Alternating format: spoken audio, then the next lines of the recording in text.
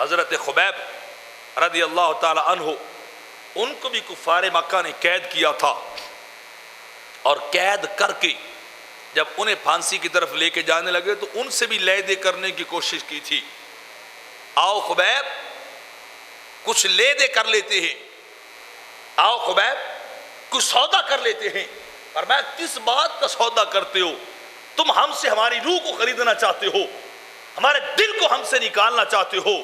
وہ مصطفیٰ ہمارے وجود کے اندر روح اور دل کی مانند ہیں۔ بندہ سب کچھ دے سکتا ہے، روح کبھی نہیں دیتا ہے۔ انہوں نے کہا نہیں، آؤ سودا کر لیں۔ اس بات کا سودا کرنا ہے، اتنا کہ محمد یہاں ہوتا میں وہاں ہوتا۔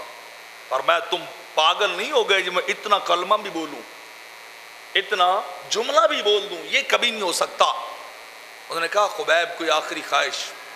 آپ نے فرمایا بس 2 سجدوں کی خواہش ہے، 2 سجدے کر لینے دے۔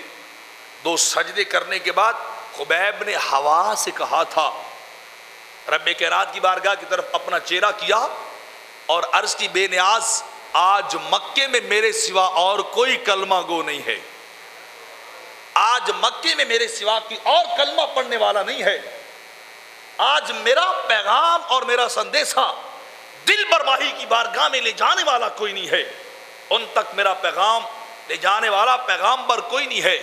بس اتنی مہربانی کرنا ادھر روح نکلے تو محمد کو خبر ہو جائے،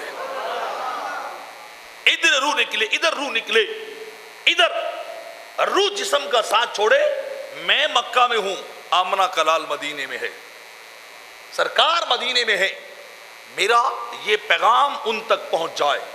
ادھر سرکار بیٹھے نا تو ہوا نے پیغام پہنچایا تو جواب آیا وعلیک السلام، اے خبیب تجھ پہ محمد کا سلام ہو جائے، تجھ پہ محمد کا سلام ہو اے خبیب۔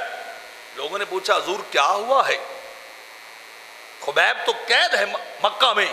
فرمایا ابھی پیغام آیا تھا کہ خبیب شہید ہو گئے ہیں، ان کی شہادت ہو گئی ہے، اپنے عقیدے پہ قائم رہے ہیں، اور اتنی بات بھی نہیں کی کہ وہ یہاں ہوتے میں وہاں ہوتا، وہ یہاں ہوتے میں گھر میں ہوتا، اتنا جملہ بھی کہنا گوارا نہیں کیا ہے۔ اب شہید ہوئے ہیں تو مجھ تک پیغام آیا ہے، ان کا سلام آیا ہے، السلام علیکم ایھا النبی، اے اللہ کے نبی آپ پر سلام۔